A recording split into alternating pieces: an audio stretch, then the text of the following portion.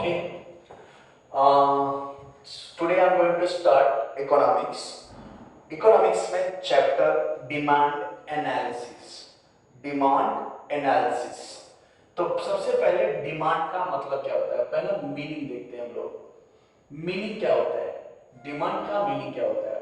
Ordinary language में demand का मतलब होता है डिजायर, किसी चीज की इच्छा हमारी डिमांड होती है। ऑर्डिनरी लैंग्वेज में बोल सकते हैं कि किसी चीज की हम लोग जो डिमांड करते हैं, जैसे अभी बच्चा रोता हुआ गया, बोला मुझे टॉयज चाहिए, तो टॉयज जो है वो उसका क्या है, डिमांड हो गया, इच्छा हो गई, डिमांड हो गया। तो मम्मी कई बार बोलती होगी जब देखो तब डिमांड करता रहता है, जब देखो तब डिमांड करता रहता है। अभी मेरी इच्छा कार, मैंने कार देखा, मैंने बोला यार कार बहुत अच्छी, मुझे लेनी है, मुझे चाहिए। मैंने डैडी को बोला तो डैडी बोलेंगे जब देखो तब डिमांड करता रहता है, बराबर है। तो ये ऑर्डिनरी लैंग्वेज में डिमांड का मतलब होता है डिजायर, लेकिन इकोनॉमिकल लैंग्वेज में demand is totally different. Demand totally different. Economic language में डिमांड का मतलब क्या होता है, demand is desire backed by ability and willingness to pay the price is called as the demand। फिर से क्या बोलेंगे, demand is desire the backed by ability and willingness to pay the price is called as the demand। Okay, तो मैं लिखता हूं demand is Dzire, demand is desire backed by ability and willingness to pay is called demand, is called demand। तो अभी demand में तीन चीज होना जरूरी है। Demand is equal to desire plus ability to purchase plus willingness to spend, willingness to spend। ये तीन चीज जब तक नहीं होगा तब तक हम डिमांड नहीं बोल सकते। ये तीन चीज होना बहुत जरूरी है। जब तक ये तीन चीज नहीं होगा तब तक डिमांड नहीं होगा। पहला डिजायर, दूसरा ability to purchase. Ability to purchase means purchasing power, purchasing power, खरीदने की क्षमता। विलिंगनेस टू स्पेंड मतलब मेरी इच्छा है पैसे खर्च करने की। तो तीन चीज जब तक ये होगी नहीं तब तक हम डिमांड बोल सकते नहीं। समझो, इसमें से डिजायर नहीं, मेरी इच्छा नहीं, एक कार परचेस करने की मेरी इच्छा नहीं है, मेरे पास पैसा भी है और मेरे पास पैसे मैं खर्च भी करता हूं, लेकिन मेरी कार खरीदने की इच्छा नहीं है, तो क्या डिमांड हो सकती है? नहीं। मैं परचेस करके लाऊंगा कार? नहीं, क्योंकि मेरी इच्छा ही नहीं कार पे चलने की। अब मेरी इच्छा भी है, मेरे पास मैं पैसे खर्च भी करता हूं, लेकिन मेरे पास पैसे ही नहीं है, मेरे पास परचेसिंग पावर नहीं है, तो क्या डिमांड हो सकता है? नहीं हो सकता। मेरी इच्छा भी है, मेरे पास पैसे भी है, बराबर, लेकिन मैं पैसे खर्च नहीं कर सकता, मैं कंजूस हूं, मैं पैसे उसके ऊपर नहीं खर्च करता हूं। तो पैसे नहीं खर्च करूंगा, क्या डिमांड होगा? क्या, मेरी इच्छा भी है पैसे भी, लेकिन मैं खर्च नहीं करूंगा, तो क्या कार आज घर पे आ जाएगी? नहीं आएगी। तो तीनों चीजों का होना बहुत जरूरी है। इसमें से एक भी चीज अगर अब्सेंट हुआ तो डिमांड नहीं हो सकता। इसमें से एक भी चीज अगर अब्सेंट हुआ तो डिमांड नहीं हो सकता। तो डिमांड क्या बोलता है? Demand is equal to desire plus ability to purchase plus willingness to spend. तो डिमांड की मीनिंग क्या है? Demand is desire backed by ability and willingness to pay the price is called as the demand। Demand is desire backed by ability and willingness to pay the price is called as the demand। The demand is equal to desire plus ability to purchase plus willingness to spend। ये तीन चीजें जब तक नहीं होंगी तब तक demand हो सकता नहीं है। तो डिमांड आपको नेमली दो टाइप में बताया गया है। पहला, डिमांड इज इक्वल, डिमांड दो पार्ट में डिवाइड किया गया है। एक तो इंडिविजुअल डिमांड, इंडिविजुअल डिमांड, और दूसरा मार्केट डिमांड, दूसरा market demand, individual demand and market demand. तो इंडिविजुअल डिमांड का मतलब क्या होता है और मार्केट डिमांड का मतलब क्या होता है, ये हम अभी देखेंगे। तो पहला इंडिविजुअल डिमांड। इंडिविजुअल डिमांड को मैं हेडिंग डालता हूं, individual demand. Individual demand means, individual demand refers by a demand made by a individual person, demand made by individual person or a firm, the quantity of a commodity demanded by a consumer, demanded by one consumer या a consumer is called as a, at a price given a period of time is called as a individual demand. Individual demand refers by a demand made by a individual person or a firm, the quantity of a commodity demanded by consumer, a consumer at a price given a period of time is called as a individual demand. Individual demands made by a individual person or a firm, the quantity of a commodity demanded by a consumer at a price given a period of time is called as a individual demand. एक निश्चित समय पर, एक निश्चित price पर एक अकेली कोई एक फर्म या अकेला कोई एक पर्सन जितनी भी क्वांटिटी में गुड्स का डिमांड करता है उसे हम लोग क्या बोलते हैं, individual demand. Individual demands made by a individual person और firm, the quantity of a commodity demanded by a consumer at a price given a period of time is called as a individual demand. तो लिखता हूं मैं, individual demands made by refers to demand made by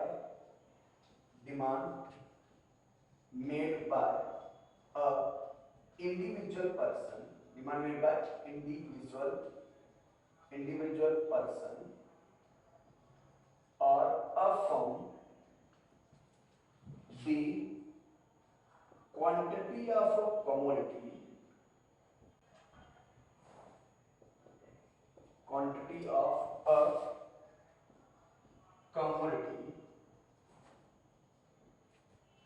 individual person or a firm, the quantity of a commodity demanded by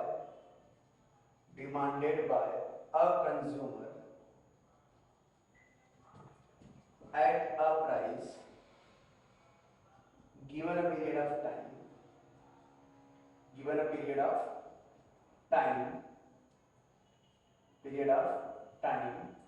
is called individual demand. Is called individual demand. Individual demand refers to the demand made by individual person or a firm, the quantity of a commodity demanded by a consumer at a price given a period of time is called as a individual demand. समझा individual demand? Individual demand में these are better understand with the help of diagram. तो हम लोग एक schedule बनाएंगे, तो with the this can be better understand with the help of schedule. ऐसा लिखेंगे, this can be better understand with the help of schedule. तो schedule बना रहा हूं मैं, तो ये आपका प्राइस है और ये आपकी डिमांड है। प्राइस आपका है 1 2 3 4 5, डिमांड है, डिमांड आपका 500 या 50 40 30 20 10। प्राइस और डिमांड में इनवर्स रिलेशन होता है।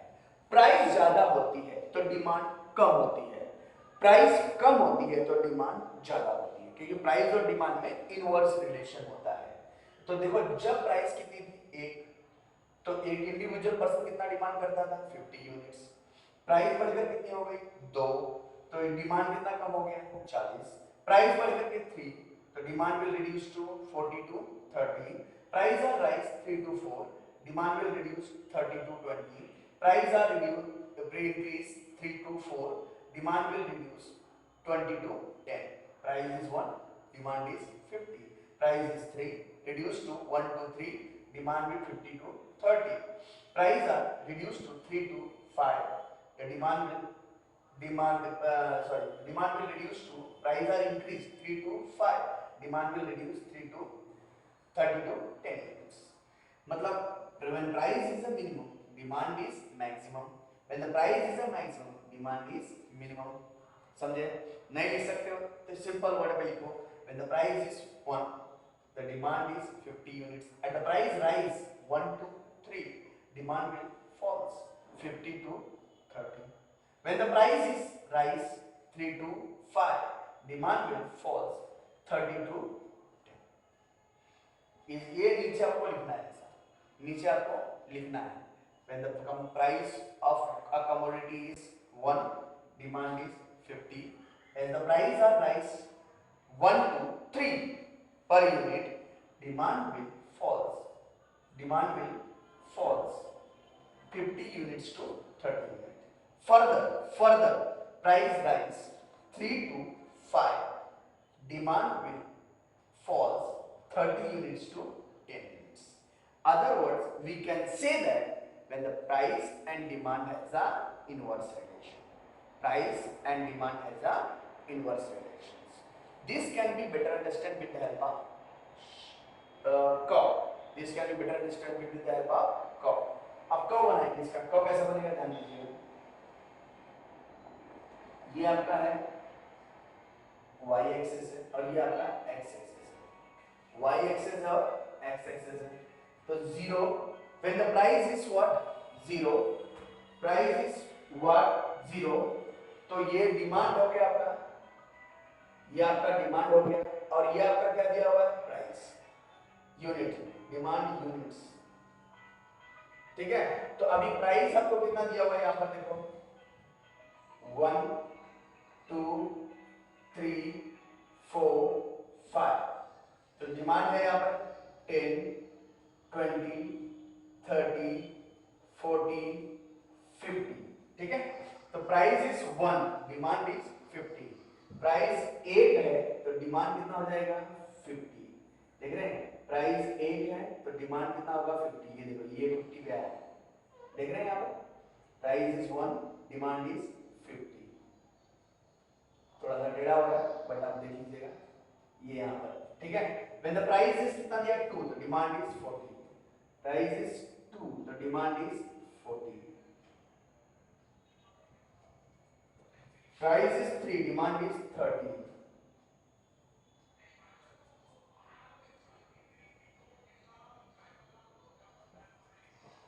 Price is 4, demand is 20.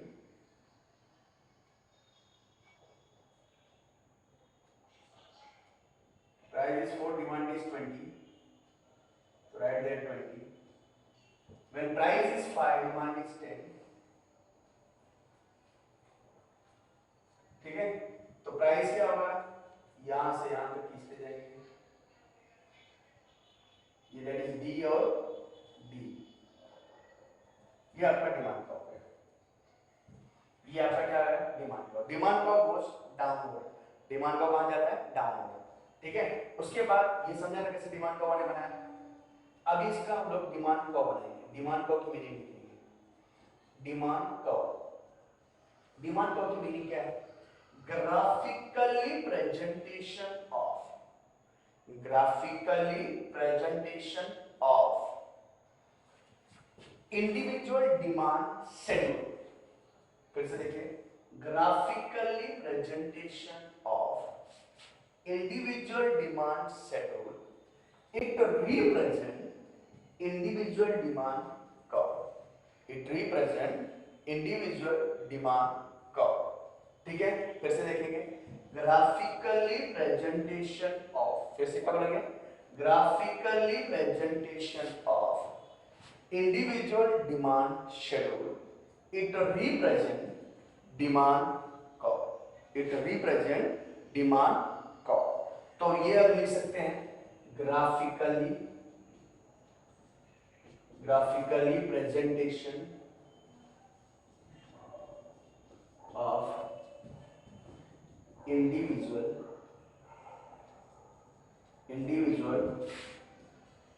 demand schedule.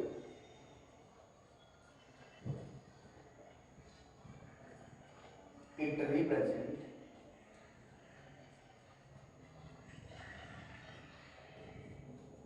demand curve. It represent demand curve. Graphically presentation of individual demand schedule. It represent demand curve.